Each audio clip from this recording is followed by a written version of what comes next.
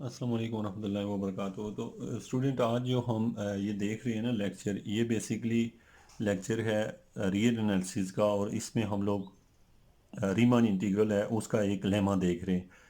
चूँकि ये वीडियो मैं पहले भी बना चुका हूँ, तो वो मुझसे गलती से डिलीट हो गई है। तो मेरे पास, चूँकि मैं अब कोशिश करूँगा शॉर्ट टाइम में जो है ना ये दोबारा से बना लूँ। सबसे पहली बात ये कि यहाँ पे मेरे पास है लेमा क्या है कि लेट एफ कोई फंक्शन है और P1 P2 दो कोई पार्टीशंस हैं। तो अब फंक्शन के अंदर खूबी ये है कि ये बाउंडेड फंक्शन है, यानी इसके जो ए और बी के दरमियान में दिया हुआ है और ए बी इंक्लूड हैं। और P1 P2 जो है वो किसी एक पार्टीशन की आगे दो हिस्से हैं। और फिर उसके बाद जो P1 है वो छोटी है P2 से, मतलब P2 फाइनर है P1 से। और ये बात अगर ऐसा हो तो फिर ऐसा होता है, ये हम शो करना चाहते हैं। अब यहाँ पे हमारे पास है ये क्या मीनिंग हम लेंगे यहाँ पे कि एफ़ के बारे में, इसके बारे में और इस बारे में। तो ये बात आपने बस याद रखनी है कि देखें, आपको ना इस तरह की एक अगर फिगर दे दी जाए और कहा जाए, फिगर कोई भी हो सकती है, मैं इस तरह का हमेशा लेता हूँ ताकि थोड़ा आसानी से आप समझें। देखें, ये लाइन है मेरे पास, ये ए है और यहाँ तक बी है। अब जो आपका फंक्शन है ना, वो ये जो हम लाइन लिखते हैं ना, F belong to B A B, तो उसका मतलब है इस चीज़ को हमने कहा हुआ है बी ए बी, यानी कि ये जो इंटरवल सा है ना इसको, तो इसलिए हमने लिखा हुआ है F belong to B A B. किससे? B A B. एक तो ये हमने लिखा, फिर हमने कहा कि इसकी हमने ऐसे पार्ट बनाए हैं ना, ऐसे करके। अब पार्ट जब बनाए हैं ना, तो वो जो पार्ट बनाए हैं ना उसको हमने P1 कहा है। और बाद में हमने क्या किया कि पार्ट के अंदर एक एक्स्ट्रा लाइन डाल दी, तो वो ही पार्ट फालतू हो गए, उसको P2 कह दिया ये। लेकिन इंटरवल जितना साइज था उसको उतना ही रखा है। अब स्टूडेंट, यहाँ तक तो आपको ये बात क्लियर होनी चाहिए कि क्या दिया हुआ है। शो ये करना है। अब देखें, दो तरह के सम होते हैं, एक अपर रिमांड सम होता है और एक लोअर रिमांड सम होता है। तो आप कहते हैं कि एम बी माइनस ए, ये ना अपर है ना लोअर है, ये ओवरऑल जो है ना लोअर सम है, लेकिन रिमांड लोअर नहीं है। मीन एक ये है और ये सबसे हाई है। हमने श्योर करना है कि m into B minus A less than equal to है lower Riemann sum of F P one less than equal to lower Riemann sum of F P two. यानी कि आपको पता है P1 छोटा है, P2 बड़ा है। फिर आगे जाके यहाँ पे अपर के लिहाज से देखें तो P2 U ऑफ P2 छोटा आएगा, U ऑफ P1 बड़ा आएगा और M ऑफ B माइनस ए। ये हमारा बेसिक पर्पस है इसको शो करने का। अब स्टूडेंट, सबसे पहला स्टेप है, सपोज कर लेते हैं कि अब आपको पता है दो तरह की पार्टीशन है, एक P1 है एक P2 है। पहले हम जो काम P1 के लिए करेंगे एक्यूरेटली वही P2 के लिए करेंगे। सवाल को तीन स्टेप में करेंगे। पहले स्टेप में P1 के लिए हल करेंगे, दूसरे में P2 के लिए करेंगे, तीसरे में इन दोनों को आपस में जोड़ देंगे तो सवाल प्रूव हो जाएगा। सबसे पहले हमने लिख दिया P1, ये हमने पार्टीशन ले ली। पार्टीशन क्या है? पहले x0 है, यानी ए को हमने x0 कह दिया, फिर आगे x1 x2 up to this one, xn को हमने b कह दिया। अब स्टूडेंट, यहाँ तक आप पहुँच गए हैं। अब हम कहते हैं कि ज़ाहिरी बात है कि हमें यहाँ पे चार तरह के एम आएंगे। एक, जो पार्टी जो छोटी छोटी स्ट्रिप हैं उनके लिहाज से एम के और कैपिटल एम के, यानी आर छोटा स्ट्रिप जो है, जैसी यही जो छोटी सी लाइन है ना, ये इसके दो हिस्से हैं, एक छोटा एम है और एक बड़ा एम है। इनको हमने एम के कहा हुआ है। तो आपको पता है यहाँ एम, कैपिटल एम किसको शो कर रहा है, स्मॉल एम किसको शो कर रहा है। कैपिटल एम जो है वो जो आपकी फिगर है, फिगर में जो जो ए से बी तक है उसमें से जो सबसे छोटा है उसको हमने स्मॉल एम कहा है, जो सबसे बड़ा है उसे कैपिटल एम हमने कहा हुआ है। ये सबसे छोटे को स्मॉल एम, सबसे बड़े को कैपिटल एम कहा हुआ है। लेकिन एम के क्या चीज़ है? एम के और एम के का मतलब है जो पार्टीशनों के लिहाज से जो छोटा है उसे स्मॉल एम के है, जो बड़ा होगा वो कैपिटल एम के है। तो ये आपको पता है स्मॉल एम के इन्फीमियम होता है एफ ऑफ एक्स, और इसकी लिमिट होती है एक्स के माइनस वन और एक्स के, यानी कि यहाँ के है ना, तो यानी के माइनस वन और के आया, यहाँ पे एम के है तो यहाँ के माइनस वन और के आया हुआ है, वो ऊपर सेम है, जस्ट ये इसको सुप्रीमियम लिखते होते हैं, इसको इन्फीमियम, और इसको भी सुप्रीमियम ही लिखते हैं कैपिटल एम को, लेकिन फ़र्क होता है टोटल में से लिया जाता है ए बी में से।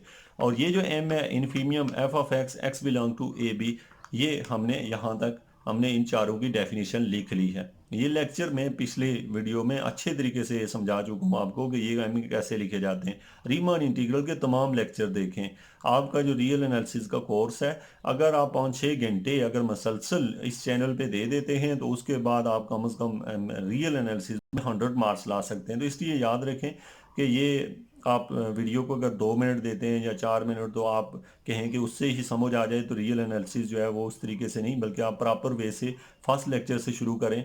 आपके जो टोटल वीडियोस पड़ी हुई हैं, अगर वो 5 घंटे की हैं या शुरू से लेके एंड तक 6 घंटे या 10 घंटे की हैं, तो आप एक पूरा साल लगाते हैं कोर्स को पढ़ने में, तो आप उसके बजाय अगर 10 घंटे में आपका वो प्रिपेयर हो जाता है। और इसको स्लो प्रिपेयर किया जाता है, मतलब एक दिन एक लेक्चर देखें, फिर दूसरा, फिर तीसरा, इस तरीके से, या फिर वक्फा दे के 1 घंटे में पहले 10 मिनट में एक देखा, फिर घंटा वक्फा किया, अगला देखा, इस तरह एक दिन में 10 लेक्चर देख लिए। तो उस तरह से भी आप कर सकते हैं। अब ये चारों लाइनें आपने लिख ली हैं। अब आपको पता है कि जो एम है वो एम के से छोटा है, और एम के जो है कैपिटल एम के से छोटा, और कैपिटल एम के कैपिटल एम से छोटा है।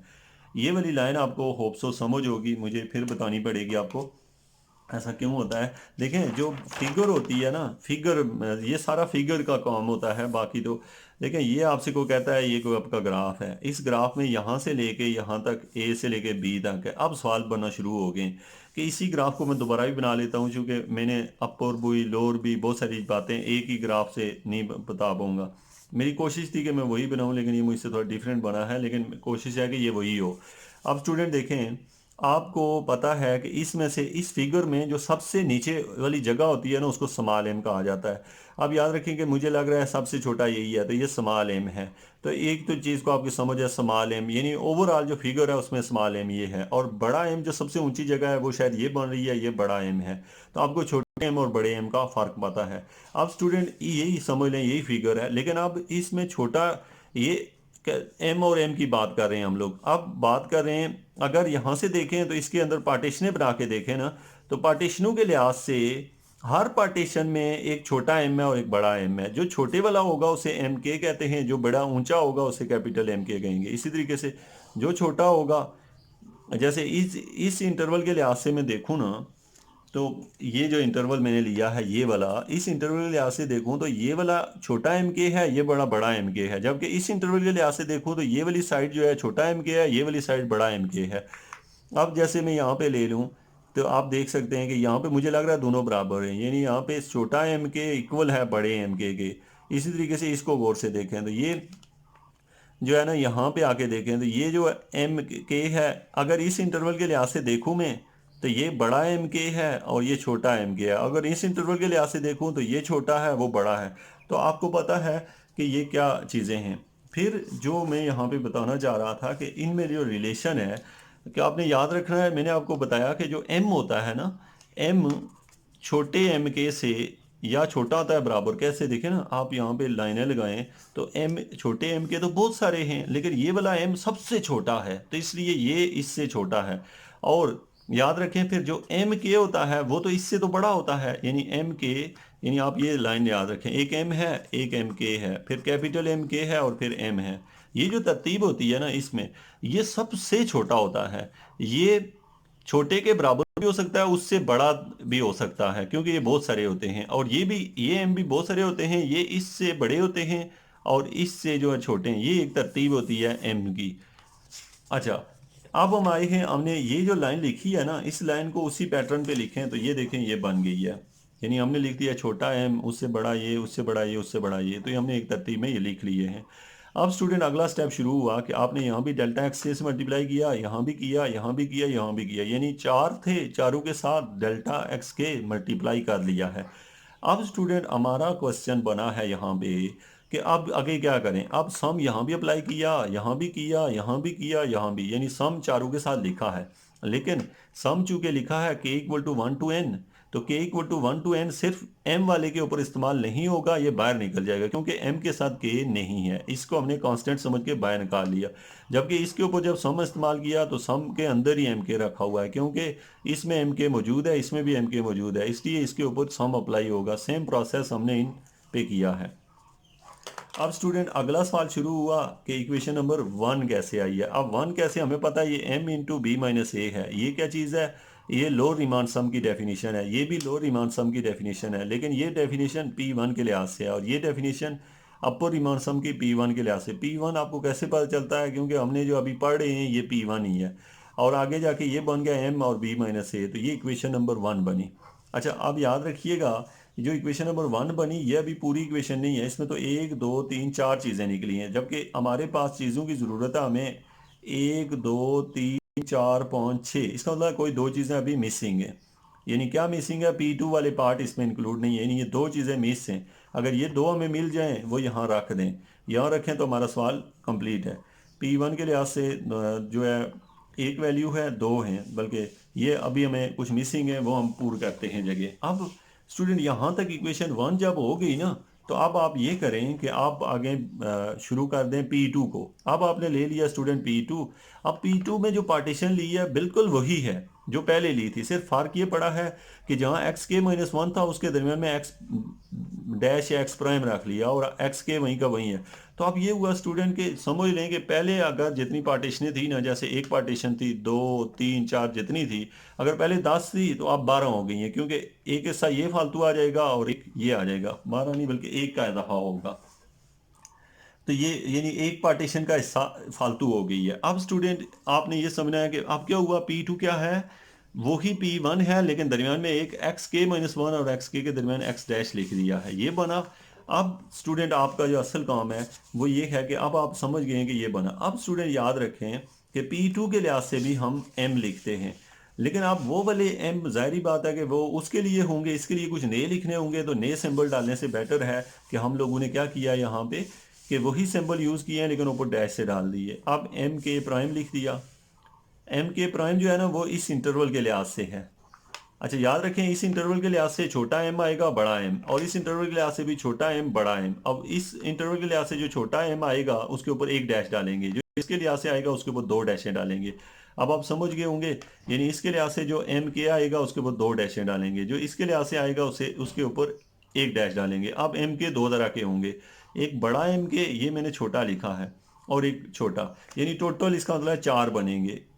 कितने बनेंगे, चार। चार मीन एक एम के प्राइम, आप समझ गए होंगे एम के प्राइम इसको शो कर रहा है कैसे, यहाँ लिखा हुआ है एक्स के माइनस 1 एक्स प्राइम, और जो एम डबल प्राइम है वो इस दोनों को शो कर रहा है, यहाँ लिखा हुआ है एक्स डैश एक्स के, और जो कैपिटल एम है वो वापस इसी को शो करेगा एक प्राइम वाला, और जो एम के डबल प्राइम है वो इसको शो करेगा।